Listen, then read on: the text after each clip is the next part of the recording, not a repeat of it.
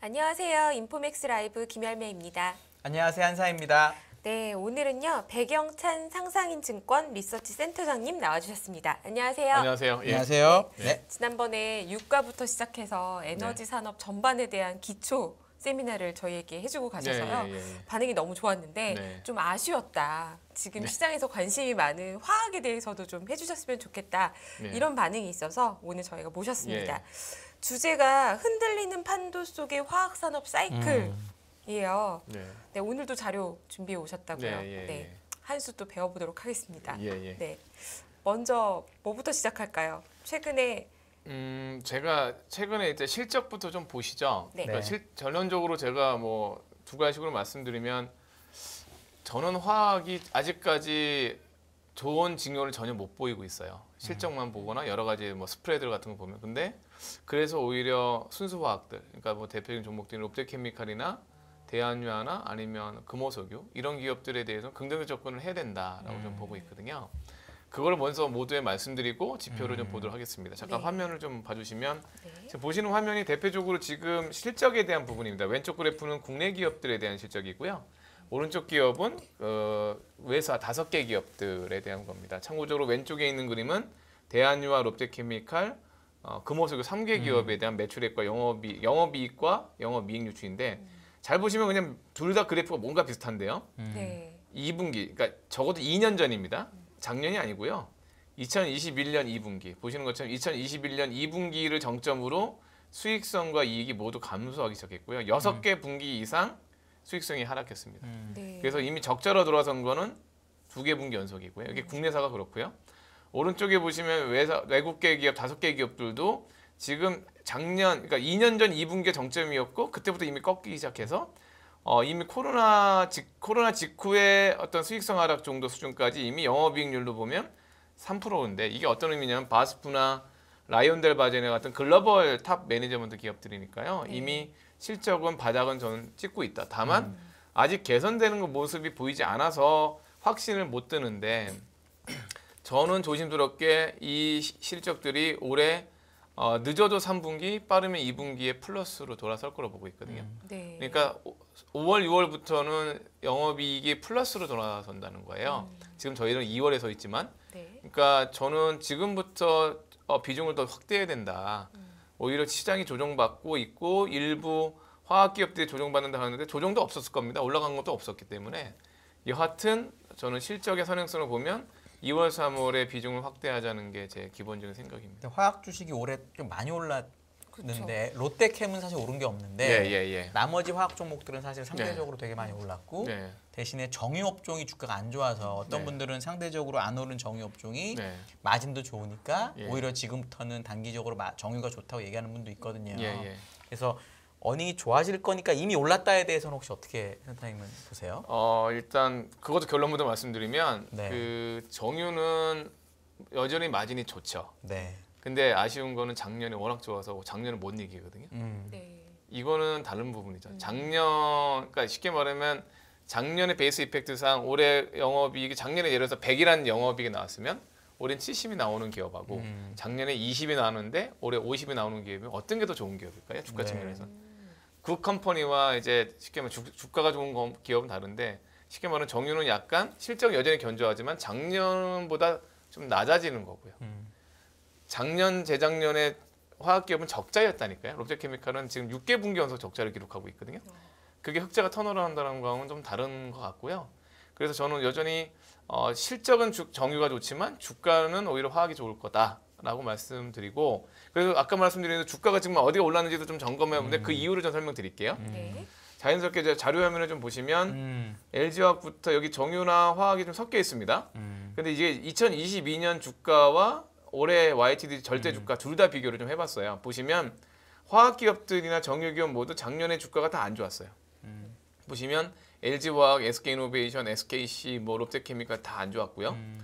그런데 올해 들어서는 말씀드린 대로 그나마 화학기업은 LG화학이 올랐고 SKC가 올랐고 오히려 금호석유가 올랐죠. 말씀하신 대로 지금 SO일은 하나도 못 올랐습니다. 그러니까 이 부분은 아마도 이제 유가도 작년 평균 유가보다 더 오를 거라 좀 보고 있지는 않고 유가의 강보합은 맞지만 실적도 그런 면이 있다고 보고 있고요. 다만 이제 여기서 제가 주목하는 건 왜 LG화학이나 SKC 같은 2차 전지 주보다 금호수기가 더 올랐냐는 거거든요. 네. 근데 요거만 그런 게 아니에요. 그러니까 2차 전지 주 LG화학은 양극재가 워낙 좋았고 SKC도 양극재와 전지형 동박이 분명히 긍정적이었음에도 불구하고 금호수기가 올랐고요. 또 하나는 여기 뒷페이지 보시면 이제 태양광기는 하나솔루션, OCI 다 있어, 잘 올랐습니다만 여기서 보면 효성 TNC라는 기업이 있어요. 이 부분을 설명드리면 이거는 이제 스판덱스를 만드는 기업이에요. 네. 속옷이라든가 운동복이라든가 뭐 아니면 수영복이 들어가는 이 스판덱스가 작년에 가동률이 거의 반토막 났었거든요. 네. 중국이 블로킹하면서 중국이 어떻게 보면 상해 봉쇄 이후로 뭐 제대로 된 국가 운영을 못했잖아요. 네. 그러니까 스판덱스의 최대 생산자이자 수요처가 중국이거든요. 근데 올해 들어서는 가동률이 아직은 80%가 안 되는데도 불구하고 주가가 오른 이유는 하반기로 갈수록 더 그러니까 가동률에 대한 반영을 할 거다라는 부분이에요. 그러면 여기서 이제 이건 확인했고 그러면 이제 여기서 이미 많이 올랐으니까 이제 금호석유는 덜 오르고 정유나 아니면 2차 전지가 더 오를 거냐 이 부분이거든요. 네. 네. 근데 이제 제가 여기서 말씀드리고 싶은 거는 저는 이미 힘이 좀 분산됐다고 보고 있고요. 원래는 금호석유가 지금보다 더 많이 오르고까지는 제가 개런티 못 하겠지만 지금 숨어 있는 업체케미칼이 아직도 마이너스 0.6%라는 거에 주목하고 있거든요. 그러니까 이 두 개의 평균 수익률을 내보면 한 10% 오른 거예요. 그러니까 순수화학 기업의 입장에서 보면 아직까지 좀 본격적인 주가 상승을 좀 덜했고요. 그 이유는 1분기도 사실 롯데케미칼 적자가 예상되거든요. 네. 지금 현재 숫자로 보면. 근데 적자가 많이 줄 겁니다. 그러니까 이제 그거로 투자자들이 이제 3월 말 4월 초 어떻게 받아들일 거냐가 남아 있지만 이 부분이 오히려 좀 기회가 되는 거고 제가 본 스프레드 뒤에 또 설명드리겠지만 스프레드의 추이로 보면 2분기에는 흑자 가능성이 매우 높아지고 있는 거거든요. 네. 그렇다고 보면 지금 어떻게 보면 뭐 미국이 다시 금리를 올린다 뭐 이런 얘기가 있지만 겨울은 간 거거든요. 제가 드리고 싶은 말씀은 약간 꽃샘추위가 있더라도 겨울은 간 거니까 롭케와 금속이 추가적 상승이 더 올해 상반기에 있을 거다라고 보는 게 좀 타당하고 지금부터 금호석유가 뭐 50% 60% 상승하지 않은 이상은 추가 상승 여력이나 속도는 여전히 좀 퓨어케미칼 쪽에 있을 가능성이 있다라고 네. 보고 있습니다. 네. 네. 정유는 아까 잠깐 언급하셨는데 네. 작년에는 너무 좋아서 올해는 약간만 나빠져도 주가는 오히려 더 안 좋을 수도 있다고 보시는 건가요? 역으로요? 사실 오늘 솔직히 말하면 절대 주가까지 네. 빠질 건 아닐 거예요. 왜냐하면 지금 보시는 것처럼 어제 작년에 보면 SK나 SO일 자체도 주가가 오른 건 아니거든요. 네. 그러니까 업황이 되게 좋았음에도 불구하고 절대 주가 측면에서는 SK는 사실은 SK 온 배터리 때문에 좀 많이 안 좋았던 거고 이제 SO일이 이제 정통 정유주라 보면 작년에는 어떻게 보면 다른 화학보다 행복했죠. 안 빠졌으니까. 네. 근데 이제 원래는 올라가야 되는 게 못 빠진 건데 올해는 사실은 저희들이 주가가 오를 거라고 봐야 돼. 그러니까 우리 예상을 깨고 주가가 오르려면 유가가 100불 넘는다는 뜻이에요. 네. 이렇게 보시면 돼요. 그러니까 우리 애널리스트가 틀리는 순간은 뭐냐면 저희들은 올해 유가 작년에 평균 유가가 77불 정도 되거든요. WTI로. 올해 평균 유가가 77불 내외일 거라 보고 있어요. 근데 고점은 낮아진 거죠. 작년에 네. 유가가 120불까지 간 적이 있었고 예. 올해는 100불 못 넘을 거라고 보고 있거든요. 고점도. 근데 이제 저희가 틀리고 주가가 간다는 거는 뭐 유가가 100불 이상 간다 이렇게 봤을 때인데 유가만 잠깐만 말씀드리면 최근에 이제 유가를 좋게 보는 분들도 있어요. 뭐냐면 지금 러시아가 50만 배럴 감산 선언했거든요. 네. 50만 배럴 감산. 근데 또 한편에서 뭐가 있냐면 감산해서 공급은 줄는데 미국에서 지금 전략 비축률을 또 맞짱 뜨어서 2,600만 배럴을 푼다는 거예요. 네. 그러니까 이제 50만 배럴에다가 30일을 곱해보니까 배럴 퍼 데일리니까 30일 동안 감산하면 1,800만 배럴이죠. 네. 그 이상으로 지금 이 전력 비축을 풀겠다는 게 2,400만 배럴이잖아요. 네. 그러니까 미국은 어떻게든 유가를 못 올리면 안 되는 상황이에요. 그게 중간 선거 이후에 어떤 우크라이나 지지 차원에서도 물가 차원에서 유가를 잡아야 되는 거고 전력 비축률을 푼 거고요. 그렇다고 보면 당분간은 유가가 떨어지지도 않겠지만 당분간 유가가 또 올라가기도 좀 쉽지 않은 상황이에요. 거기다 단기적으로 지금 미국의 원유 재고가 계속 올라가고 있어요. 미국 원유 재고는 2년간 계속 감소해서 완전히 저점이었거든요. 근데 원유 재고마저도 좀 올라간다는 건 미국도 실업률 봐서는 되게 막 좋아 보이지만 미국의 가장 기저는 마일리지와 휘발유 소비인데 뭔가 재고가 올라가고 있거든요. 네. 그거는 뭔가 움츠리고 있다는 뜻으로 좀 보고 있어요. 그래서 이미 랜딩을 좀 하고 있는 걸로 좀 보고 있거든요. 그러니까 이미 조금 안 좋아요. 제 개인적인 촉은 미국이 마일리지나 원유의 재고가 오히려 줄어야 되는데 원유 재고가 는다는 건 생산량이 늘진 않았거든요. 미국의 정유 가동률이 항상 88% 90%였기 때문에 갑자기 가동률이 는 건 아니기 때문에 어디선가 소비가 줄고 있다는 뜻입니다. 네. 그것이 여행 수요든 출퇴근 수요든 간에. 제가 이걸 여쭤본 이유가요. 센터님 오늘 이제 사실 금토위가 있어서 저희 2부도 또 준비를 하고 있는데 올해 이제 유가에 대한 전망이 좀 엇갈리는 게요. 사실 유가가 좀 요새 좀 약세잖아요. 근데 중국이 리오프닝하면 유가가 오를 거고 그러면 물가를 자극할 수 있다라고 해서 매크로에서 좀 중요하게 보는 포인트 중 하나인데 그럼에도 불구하고 지금 말씀하신 요인들 때문에 수요가 생각보다 약하고 공급은 충분해서 유가는 중국이 리오프닝 해도 그렇게 강세는 아닐 것 같다 이렇게 보시나요? 리오프닝 때문에 유가가 강법이 되는 건 맞죠. 네. 그러니까 왜냐하면 작년보다 이미 중국의 원유 수입량이 많이 늘기 시작했어요. 그러니까 그것 때문에 유가가 안 빠진 거라고 보는 게 맞는 것 같아요. 네. 정확히 많은 분들은 이제 사실 경기 침체를 우리가 원유 시장에서 제대로 안 봐서는데 저는 리만 때나 이런 때 보면 깜짝깜짝 놀라요. 원유 수요가 10%씩 줄는 적도 있거든요. 월별로. 그게 말이 되나 했는데 되더라고요. 그게 무슨 얘기냐면 솔직히 아까 말씀드린 미국의 원유재고 는다는 건 상당히 무서운 시그널이에요. 그러니까 원유재가 늘 수가 없어요. 왜냐하면 미국에서는 휘발유나 등유를 만드는 신규 공장이 들어온 적이 없었고 실업률은 64년 이후로 가장 최고의 최저 실업률이기 때문에 이런 상황에서 경기가 나쁠 이유가 없다면 휘발유 소비가 줄 이유가 전혀 없는데 휘발유 소비가 조금 준다 아주 조금밖에 미세하게 준 게 나왔고 1월 말 2월에 근데 원유 재고는 2달 연속 늘어났거든요. 이거는 좋은 신호는 아니거든요. 그러니까 그 와중에 중국이 리오프닝을 했기 때문에 이 정도인 것 같고 물론 이제 리오프닝 강도랑 경기 침체의 강도에 따라 삐걱거릴 수는 있겠지만 지금 뭐 러시아 원유 감산 이런 소식이 있었음에도 불구하고 물론 전력 비축률 풍고로 뭐 막았다 하더라도 뭔가 소비가 분명히 조금은 안 좋은 것 같아요. 미국 시장이. 그 부분은 왜냐하면 전체 원유 소비의 거의 23%가 미국인데 중국은 15%밖에 안 되는 나라고요. 그러니까 15%를 차지하는 나라가 이제 리오프닝해서 원유 수요가 느는 거랑 23%의 소비 비중을 차지하는 나라가 줄는 거랑 파급력은 거의 비등하거나 오히려 좀 조심해야 될 부분도 있으니까 원래 공급이 타이트하니까 이 정도지 아니었으면 50불대 갈 뻔했다고 좀 보고 있거든요.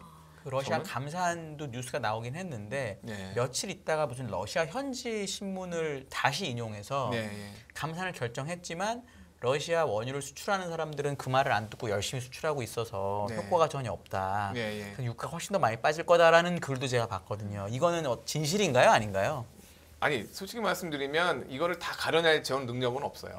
그래도 저희보다 훨씬 전문가시니까. 그러니까 근데 제가 제안된 정보와 제가 아는 정보원들은 첫 번째 두 가지 힌트는 일정 부분은 그 말이 맞는 게 러시아는 분명히 원유 수출을 줄였는데 말레이시아의 원유 수출량이 많이 늘었어요. 말레이 반도가 대표적으로 교역량이 그러니까 쉽게 말하면 러시아산 원유가 와서 국적을 말레이시아로 바꾸고 다시 이쪽으로 들어오는 경우거든요. 그러니까 중국이 러시아산 원유만 수입하는 게 아니라 국적인 말레이시아 원유 수입량이 그건 통계적으로 블룸버그에 나와요. 그러니까 지난 11월, 12월, 1월, 2월 이후로 더 늘기 시작해요.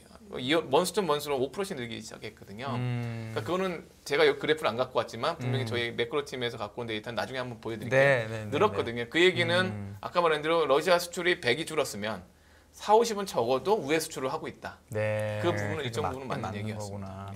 일정 부분은 맞는 얘기입니다. 저는 요즘에 중국 리오프닝 얘기가 나오는데도 유가가 왜 이렇게 약하지? 라는 생각을 했었는데 말씀해 주신 설명을 들으니까 저는 거꾸로 리오프닝 때문에 유가가 덜 빠진 거라고 봐야 되는 거예요. 냉정히 보시면. 사실은 지금 유가는 아까 말한 대로 저는 제일 중요한 지표가 재고 지표인데 미국의 재고가 올라갔다는 거는 상당히 무서운 재고가 주간으로 나오나요? 월간으로 나오나요? EIA는 주간으로 나옵니다. EIA는 주간이죠. 그러니까 주간 데이터가 이렇게 한번 추세를 타면 이렇게 좀 가나요? 아니면 갑니다. 가군. 저는 그걸 100% 믿는 게 지난 원유 재고가 지난 3년 동안 내리 하락했거든요. 아실 거예요. 보신 분들은. 그걸 반등을 못 하더라고요. 그만큼 소비가 되게 셌다는 거거든요. 원유 재고가 5년 평균을 하회해서 야 이거 큰일 나는 거 아니야 정도로 했는데 그게 최근 4주 전부터 이렇게 올라갔거든요. 근데 지금 나쁠 이유가 없어요. 아까 실업률이라든가 지금 그리고 겨울철에 이동량이 더 늘죠. 추우니까 매스 프레스 그러니까 대중교통보다는 좀 그런 생각이 좀 듭니다. 네. 역시 센터장님께 여쭤보기 잘했네요. 예, 예. 네, 오늘의 주제는 화학인데 예. 제가 유가가 궁금해서 잠시 여쭤봤고요. 예, 예. 그러면 그 유가는 별로 안 올라가는데 화학 쪽은 제품 가격은 좀 올라갈 거라고 보시나요? 아니면 원가가 좀 떨어질 거라고 보시나요? 저는 두 가지 다 가능한 게요. 아까 네. 그 유가는 강보합이 될 거라 얘기했잖아요. 네. 작년 유가가 77불인데 그렇다고 유가가 60불이 되진 않지만 70불에서 80불 사이에 있을 거라 보는데 그게 화학 입장에서는 원재료가 납사예요. 네. 납사면 물론 일부 에탄도 있지만 납사는 유가에 연동하기 때문에 원재료는 그렇게 많이 안 떨어지는 거죠. 약간 강보합이에요. 그러니까 예전 같은 화학이 훨씬 턴오버가 빨리 와요. 네. 그러니까 과거 좀 미리 좀 과거를 좀 얘기를 해드리면 이거 자료 한번 잠깐 봐주시면 잠깐 이거에 대해서 좀 중요하게 보는 게 이 그래프인데 이게 이제 지난 한 22년간의 우리나라의 롯데케미칼이나 대한유와 같은 납사 크래커들의 스프레드 추이예요. 말 그대로 0이 BEP라고 보시면 될 것 같고요. 네. 네. 이상 위로 올라갈수록 돈을 많이 벌고 마이너스면 적자로 보는데 여기서 제가 주목하는 건 뭐냐면 리만 때예요. 요 리만 때가 2008년, 9년. 그때 어떤 일이 있었는지 잘 아실 거예요. 그러니까 곧 한때 뭐 $1,000 가던 스프레드가 불과 1년 만에 마이너스까지 빠졌죠. 네. 뭐 당연히 수요가 급감했고 유가도 40불대까지 빠졌고 그러니까 제품가도 빠지고 그러니까 수요 급감에도 제품 하락하니까 스프레드가 당연히 빠지는데 여기서 이렇게 반등이 빨랐거든요. 또 거꾸로 보면 네. 반등도 되게 빨랐어요. 상대적으로 이렇게 빨랐던 이유는 당연히 유가가 상승하면서 제품가를 끌어올린 것도 있지만 그죠? 벤치마킹이니까. 근데 중국에 4조 위안 경기 부양이 있었거든요. 그때 여기 증시시장에 있었던 분들은 4조 위안이면 우리나라 GDP의 거의 절반 3분의 1 정도 수준을 경기 부양한 네. 거예요. 네. 400조. 그러니까 4조 위안 경기 부양을 했기 때문에 중국 내 소비가 활성화되면서 제품 가격이 안 그래도 유가 때문에 올라야 되는데 유가가 오르니까 동행해서 올라야 되는데 거기에 플러스 알파로 훨씬 많이 올랐겠죠 가격이. 왜? 네.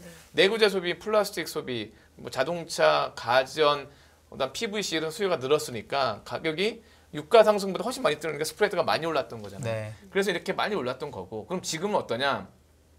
보시면 작년 말 이후로 이제 작년 중반부터 그러니까 2021년 중반부터 적자로 돌아섰어요. 급격히. 근데 이거는 유가랑 별개죠. 오히려 유가가 올라서 원재료비는 올랐는데 자체적으로 공급 과잉도 있었고. 그러니까 지금의 침체는 리만과는 달라요. 리만 때도 수요가 나빴지만 지금은 중국의 어떤 봉쇄 때문에 수요가 너무 나빠진 게 있었고. 그러니까 전체적인 수요 감소보다는 아시아 쪽의 수요 감소가 컸었고. 두 번째는 그때는 지금 생각해보면 작년에 유가가 좀 강보합이었잖아요. 네. 100불까지 고. 그러니까 오히려 원재료는 더 이중고였죠. 그러니까 중국 경기가 안 좋아서 소비는 안 좋은데 오히려 리만 때는 유가도 40불까지 빠졌는데 오히려 유가는 거꾸로 올라갔으니까 네. 이중고잖아요, 이중고. 네. 그러니까 수요는 아시아 쪽이 안 좋고 원주가 안 좋고 그래서 이렇게 이 스프레드가 안 좋았다가 그러면 스프레드가 V자로 빨리 반등을 못하는 이유는 딱 하나죠. 거꾸로 보면 중국이 이렇게 강력한 경기 부양을 안 한 거죠. 네. 그러니까 리오프닝이 아직은 안 되니 리오프닝 했지만 의미 있게 막 드라마틱하게 내구재 소비가 늘거나 그러지 않으니까 서서히 올라가고 있는 거거든요. 네. 이게 아니었으면 진작에 주가가 더 갔겠죠. 근데 거꾸로 보면 결국 뭐냐면 이 관성의 법칙으로 보면 속도는 느린 건 맞지만 어차피 납사 가격이 추가적으로 막 폭등할 이유는 없을 거예요. 유가가 강보합이니까 어쩔 수 없이 부담은 있지만 납사 가격은 그대로 강보합이 되고 거기에서 수요에 따라서 가격이 움직일 거다. 그러고 본다면 저희가 예상하는 거는 아까 말한 대로 5월, 6월이면 이게 0을 넘어설 거다라고 보고 있는 게 전형적으로 이제 전인대가 있잖아요. 3월. 네. 전인대 전후로 이제 통상적으로 화학의 가장 시즈널이 좋은 계절성은 4, 5, 6이에요. 네. 왜 그러냐? 4, 5, 6이 왜 좋냐? 첫 번째는 여름용 여러 가지 제품들에 대한 재고 수요가 있어요. 여름용 튜브, 어린이 물론 튜브라든가 여름용 수영복 이런 것 때문에 재고를 막 많이 만들어 놔야 돼요. 그렇죠? 경기가 정상적이 되면 4, 5, 6. 그 다음에 두 번째로는 뭐냐면 그때가 보통 재고가 그러니까 기존에 있는 내구재 재고들을 많이 줄어요. 왜냐하면 연말에는 대부분의 자동차, 가전 뭐 이런 것들 재고를 덜 가져가는 게 맞잖아요. 재고 자산의 축소가 중요하기 때문에 재고를 덜 가져가고 신제품을 만들어야 되니까. 그러면 1, 2, 3월부터 조금씩 제품을 사야 되는데 이제 저희가 이제 정상적이지 않으니까 보통 춘절 이후로 이제 그 작업이 들어가는 거거든요. 근데 아직은 이제 세계 경기가 좀 침체가 있고 중국도 뭐 공격적인 경기 부양을 아직은 못한 게 있어요, 사실은. 근데 이 이후에 중국도 아마 리오프닝을 1월 말에 하지 않았나요? 그러니까 작년 12월 정도 했었고 네. 뭐 1월까지는 뭐 거리나 이런 것 때문에 뭐 뭐 농민공이 다시 중국 자기 고향에 가면 코로나 때문에 위험할 수 있어 여러 가지 얘기가 좀 있었고요. 아마 지금부터 리오프닝이 본격적으로 된다고 보면 그래서 최근에 중국의 여행수 되게 많이 늘었더라고요. 네. 중국 정부가 들면 네. 그렇다고 보면 이 지표들은 좀 더 빠를 수 있는 거고 그래서 이 관성으로 보면 당연히 4월, 5월 그래서 5월, 6월 중에는 이게 플러스로 좀 가 있을 것이다라고 이제 저는 보고 있는 거죠. 네. 중국의 화학 재고가 많아가지고 네. 이 역내의 가격을 많이 흔들 수 있다라는 얘기를 화학을 안 좋게 보는 분은 하시거든요. 네, 예. 그거는 어떻게 되는 거죠? 제가 철강할 때 보니까 중국이 그냥 하면 그냥 무조건 안 됐었는데 화학은 좀 어떤지 안 그래도 제가 지금 막 우왕좌왕 아까 전에 했었는데 그게 이제 저 회사에 있는 연구원들하고 얘기한 게 지금 저희가 윈드라고 하는 중국 데이터가 네네 맞습니다. 네, 그 윈드. 중국의 그러니까 폴리올레핀, 그 PPP 같은 전형적인 화학 제품의 재고가 일별로 나와요. 지금 2월 23일 기준에서 중국의 재고가 다 정확하지 않겠지만 그 데이터에 따르면 73만 톤이 있다고 나오는데 이게 어떤 의미냐면 2021년, 22년 고점이 83.5만 톤까지 있었거든요. 네. 정상적인 재고 일수로 보면 사실은 재고가 준 거고요. 네. 재고가 많을 때 100만 톤 이상도 있었어요. 그러니까 재고가 많은 건 아니에요. 그러니까 다만 중국 경기가 아직 드라마틱하게 반전하지 않았으니까 많아 보일 뿐이지 중국의 재고가 많은 건 아니에요. 그럼 73만 톤인 건 과거 평균 대비로는 과거 어떤 거예요? 평균 80만 톤 정도 됩니다. 평균보다 살짝 낮게 내려왔구나. 네. 물론 이제 정확하게 얘기하면 80만대 좀 안 되는데 정확히 하면 평균 수준이에요. 평균 수준 원래는 좀 실망스러운 건 더 낮았을 거라고 봤거든요. 저는 재고가. 네. 생산을 좀 덜 했을 거라 보는데 근데 이제 자료 화면에서 지금 잠깐 화면을 좀 봐주시면 그게 좀 73만 톤이 맞는 게 이 왼쪽 그림 보면 이게 이제 중국의 에틸렌 순수입 추이인데요. 그러니까 쉽게 말하면 이제 이런 PPP 같은 플라스틱 제품을 만들려면 에틸렌 수입해 줘야 되거든요. 근데 에틸렌이 중국이 원래는 충분히 많이 만들지만 일부 수입이에요. 그래서 순수입으로 봐야 되는데 확실히 11월, 12월에 좀 올랐거든요. 그러니까 이걸 가지고 PPP를 만들었다는 뜻이니까 그러니까 그 부분에선 13만 톤 재고가 있는 건 사실이지만 그렇다고 중국이 뭐 이걸 수출을 많이 한다? 좀 그렇게 보고 있지는 않습니다. 근데 그거와 관련돼서 이제 아마 우려하는 거는 전 그것보다는 솔직히 말씀드리면 중국이 재고가 많고 뭐 경기가 나빠져서 다시 수출을 많이 해서 우리 화학 제품의 가격이나 스프레드가 빠질 거다 보기보다는 공급 과잉이 너무 많았어요. 그러니까 그거는 중국 자체도 증설도 있었지만 한국 증설부터 글로벌 증설이 많았거든요. 근데 이제 그 부분의 공급 과잉도 좀 해소된다고 보는 거죠. 그러니까 아까 다시 정리드리면 그 크래커의 어떤 수익성이 이제 바닥에서 조금 올라오고 있지만 아직은 적자고 그리고 말씀드렸던 뭐 여러 가지 재고에 대한 부분도 아직 완전히 바닥 정도는 아닌 것 같은데 더 낮았어야 되는 거 아니냐 함에도 불구하고 5월, 6월부터 좀 더 플러스로 돌아설 거고 하반기에 좀 더 좋아질 거라 보는 이유는 그냥 막연히 경기가 좋아져서라고 얘기하는 것도 있어요. 근데 그것보다는 저는 공급 사이드를 되게 중요하게 보거든요. 왜냐면 저희가 뭐 경기를 보는 뭐 매크로 이코노미스트 아니니까 이 데이터를 좀 보시면 되거든요. 이거 상당히 중요하게 제가 최근에 업데이트를 했는데 그 자료 화면에 그림 14번을 보시면 이게 세계 에틸렌 신증설, 그러니까 그냥 화학 공장의 신증설 추이로 보면 사실은 20년부터 이 코로나 때 되게 증설이 많았어요. 사실 이 증설이 많은 이유는 그동안 연기를 하다가 많이 증설한 건데 김열매 사회자도 아시지만 예전에 이제 2010년 중반에는 미국의 쉐일 오일이 많이 나오면서 미국의 에탄 크래커 증설이 한번 많았어요. 그게 이제 15년 전후였고 지금은 이게 뭐가 많냐면 복합이에요. 그러니까 뭐냐면 납사 크래커도 많이 증설을 했고 그다음 에탄 프로판 부탄을 넣는 중동 설비도 많이 늘었고 그래서 이런 복합적인 설비인데 결국 납사 베이스가 이제 80% 이상 증설인 거죠. 이것들이 이제 많이 1000만 톤 이상 늘면서 작년 하반기부터 공급 과잉이 계속 들어온 거예요. 지금도 공급 과잉이 있고요. 근데 제가 위에 글로 쓴 것처럼 올해 하반기부터 에틸렌 공급 과잉이 일부 해소될 수 있다고 보는 이유는 앞으로 이제 길게 보면 올해부터 3년간 평균 증설, 그러니까 에틸렌 증설은 약 650만 톤이 좀 안 될 거라 보고 있고요. 그 기간 동안의 수요 증가는 평균 800만 톤 정도 보여요. 그러니까 아마 올해 상반기면 수급이 어느 정도 맞고 하반기부터 다시 수급이 조금씩은 개선되고 내년에 좀 오히려 타이트하다고 보고 있거든요. 타이트하다고 보는 이유가 오른쪽 그래프를 보시면 이게 쉽게 그림을 보시면 수요는 진한 청록색이고요. 에틸렌 증설은 엷은 청록색인데 보시면 21년, 22년까지 확실히 공급이 계속 많으면서 수요를 좀 많이 잡아먹은 형국이고요. 올해부터 수요가 이제 드디어 증설을 늘리지만 이건 연평균이니까 아직은 뭐 올해 연초니까 이 효과가 없을 거고 좀 누적이 돼야 되거든요. 누적. 권투 선수처럼 좀 매를 많이 맞아야 쓰러지는 것처럼 누적이 돼야 되니까 24년부터 25년은 상당히 호황기가 올 수도 있다고 보고 있어요. 그리고 이런 호황기가 오면 또 증설을 선언하겠죠. 근데 증설하는데 2, 3년 걸리거든요. 그러니까 아마 26, 27년엔 다시 다운 사이클이 가능한데 앞서 보여드린 대로 이런 사이클이 계속 업과 다운을 계속 반복하는 이유가 이런 시차 효과가 존재하는 거거든요. 그러니까 이런 계절성이 존재하는 거는 증설과 증설을 의사결정하는 시간 그리고 경기 회복 시간이 맞물리면서 계속 우상향하거나 우하향하진 않죠. 봄, 여름, 가을, 겨울이 존재하는 거고 지금 분명히 겨울은 지나가고 있는 거. 그러니까 지금 계절대로 지금 가고 있다. 그게 아까 말씀드렸던 이 증설 데이터에서 말씀드린 겁니다.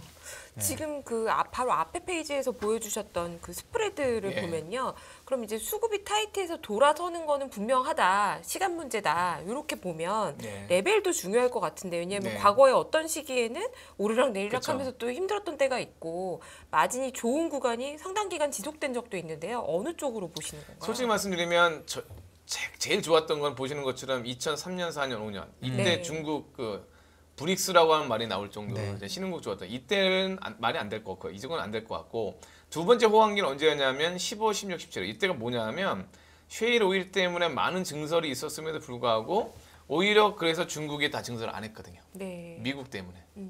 그러다 보니까 17년 이후로 호황기가 한 2, 3년 정도 왔던 시기거든요.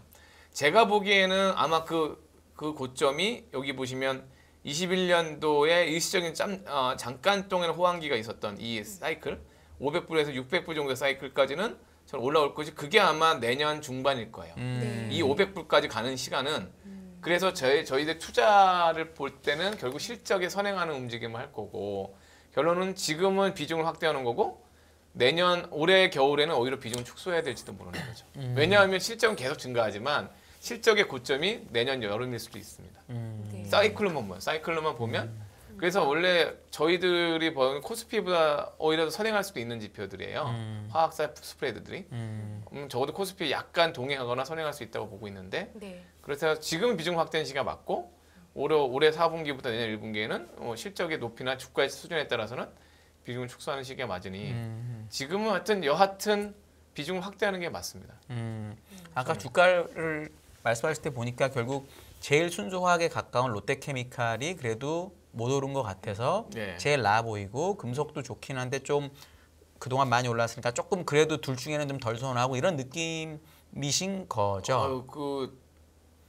저는 솔직히 말씀드리면 금화석유가 연초 이후로 22% 오른 거 아무것도 아닐 수 있습니다. 오를 때는 정말 무섭게 오르니까. 사실은 지금 상승여력이 고퍼에서 저퍼에 판다고 하는 게 맞다면 지금 롯데케미칼 PER은 뭐 40배 나올 거예요.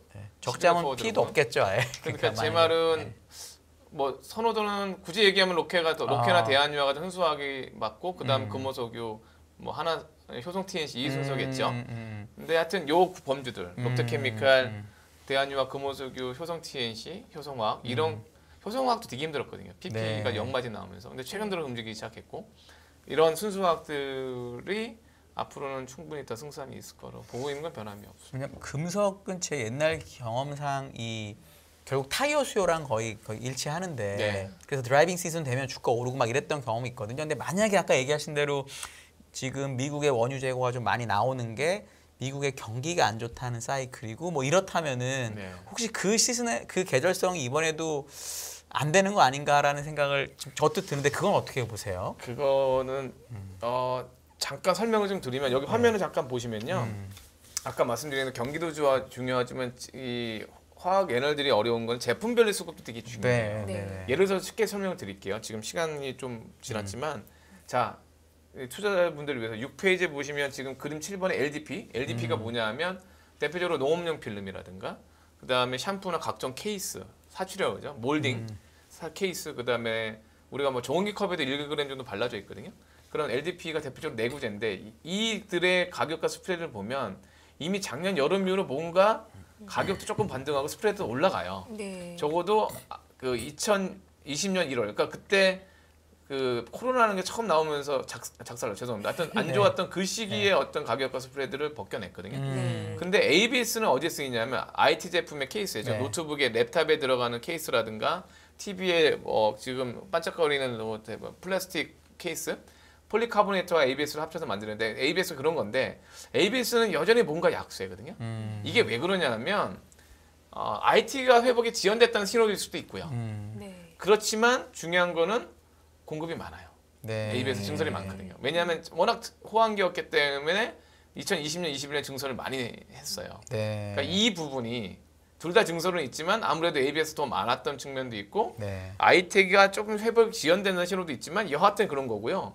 자연스럽게 금호석유에 대한 질문을 말씀드리면 여기서 이제 MEG라는 게 뭐냐면 그 모노에틸렌 글리콜이라고 해서 MEG는 폴리에스터 섬유의 원료예요. 그러니까 우리가 합성 섬유가 폴리에스터하고 면 이 두 가지를 합성하는 것처럼 폴리에스터가 제일 중요한데 거기에 원재료가 MEG거든요. 근데 MEG도 보시면 이들은 여전히 스프레드도 적자고 큰 의미의 반등이 없어요. 그리고 아직 코로나 이전은 해석을 못하는 이유가 이것도 뭔가 증설이 많다는 거예요. 그러니까 의료 소비가 안 좋아서도 있겠죠. 의료 소비가 안 좋은 것도 있지만 그렇게 따지면 PE도 안 좋잖아요. 그러니까 이게 이제 자체적인 증설이 있는 공급이 많은 건데 아까 말씀드렸던 이 금호석유가 주로 만드는 SBR은 타이어의 원료이죠. 보시면 이미 SBR은 죄송합니다. IMF가 아니라 자꾸 코로나 이전 수준 이상으로 계속 유지해 왔어요. 보시면 2021년도 보시면 절대 가격은 이미 2019년 1월보다 높은 수준이고요. 1,800불 내외로. 스프레드도 이미 좀 꽤 높았어요.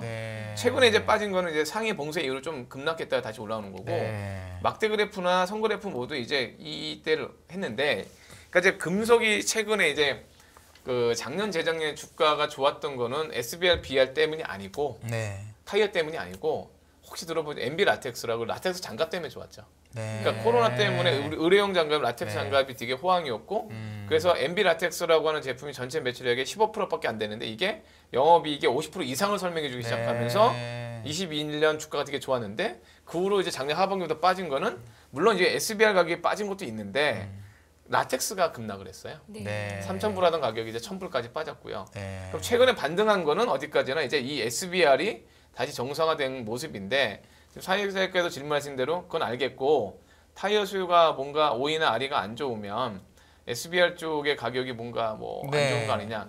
근데 이제 저는 여기서 이제 아까 그 자체적인 공급 얘기했는데 SBR 가격은 타이어 수요가 그렇게 급락하지 않는 이상 저는 좀 강보합이 될 거라 보고 있거든요. 최근에 부타디엔 가격도 강세인데 왜 그러냐면 SBR이 2010년, 11년 여기에 그래프는 없겠지만 되게 좋았다가 엄청나게 적자를 봤었어요. 그래서 한 8년간 아무도 증설을 안 했어요. 안 믿겠지만 8년간 아무도 증설을 안 했어요. 그 정도로 업황이 너무 심각하게 안 좋아서 2010년, 11년 이후로 8년간 아무도 증설을 안 해서 지금 솔직히 말하면 2019년에 스프레드로 보시면 이게 한 600불인데 이게 영업이익률 따지면은 한 미드 하이 싱글 정도였어요. 그러니까 이게 달성될 때까지 9년이 걸렸다고요. 그러니까 이제 그동안은 별볼 일이 없었다가 그러니까 증설을 아무도 안 한 거예요. 그러니까 지금 스프레드가 올라온 건 영업이익률 따지면 10에서 15% 사이거든요. 이게 쉽게 양보가 안 될 거예요. 왜냐하면 증설을 아무도 안 해서 타이어를 만들 때 금속이나 일본 란세스나 프랑스의 란세 이런 SBR, BR 업체가 아니면 많이 안 할 거예요. 그리고 최근에는 뭘 증설 많이 하냐면 MB 라텍스만 다 많이 했어요. 중국이든 우리나라 기업이든 간에 MB 라텍스만 많이 했기 때문에 오히려 SBR, BR 쪽은 가격이 빠지지는 않을 겁니다. 근데 역으로 보면 말씀하신 대로 SBR, BR 가격이 이미 2022년, 21년에 좀 강세였잖아요. 보시면. 그렇기 때문에 약간 정유주처럼 기저 효과가 있는 거죠.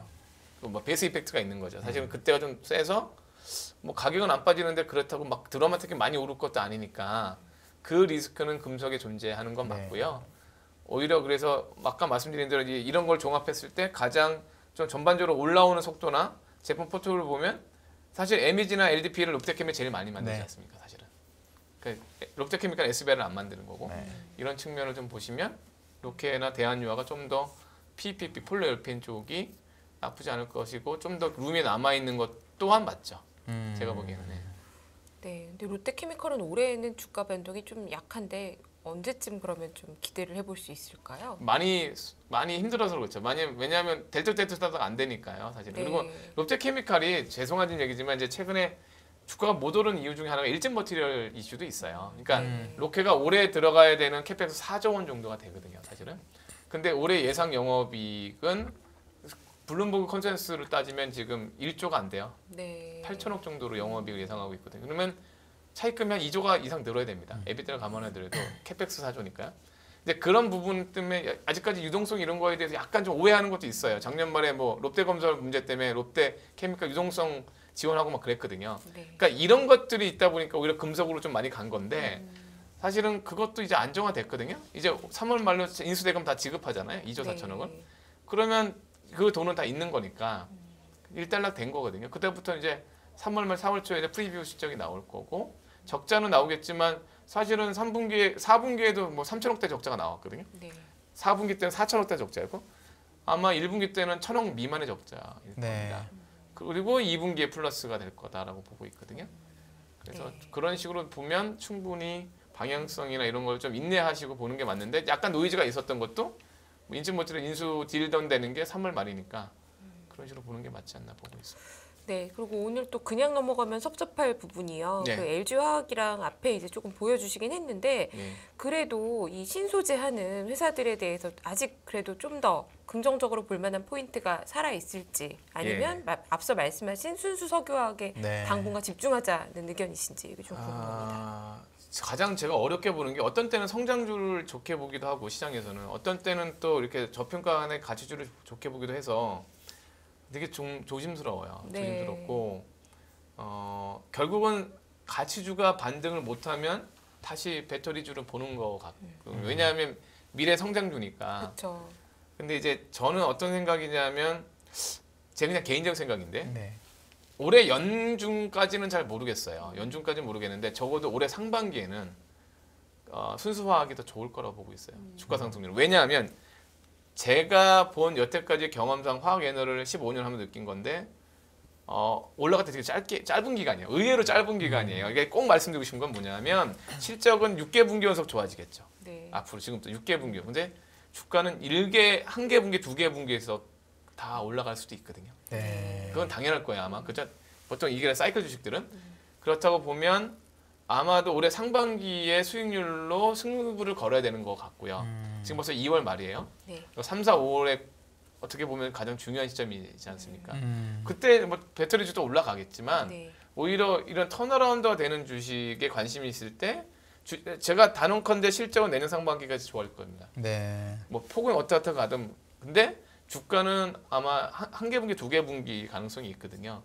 그래서 저는 그게 올해 1분기, 2분기라고 보고 있고 그래서 조심스럽지만 아마 순수화학 쪽의 수익률 상승이 단기간에는 아마 배터리주보다 더 셀 것 같고 배터리주는 그때그때 또 상황 바뀌어서 뭐 하반기 어떻게 될지 모르겠지만 배터리주도 전 마이너스라고 보고 있지는 않아요. 네. 왜냐하면 성장성과 오픈된 상황을 보면 분명히 긍정적일 거고요. 미국의 IRA 법안에 일정 부분 수혜도 있을 겁니다. 뭐 여러 가지 노이즈가 있지만 포드가 뭐 중국 CATL 뭐 기술 얘기도 있지만 여하튼 그렇다고 보면 되는데 아까 말한 턴어라운드로 되는 기업의 주가는 상승은 올해 상반기일 것이다라고 보고 있습니다.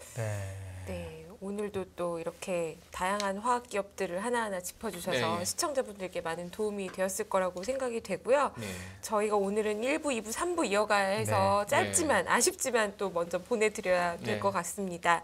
또 다음에 또 모시고 계속해서 업데이트 함께 할 수 있으면 좋을 것 같습니다. 알겠습니다. 배경찬 상상인증권 리서치 센터장님과 함께했습니다. 감사합니다. 고맙습니다. 감사합니다.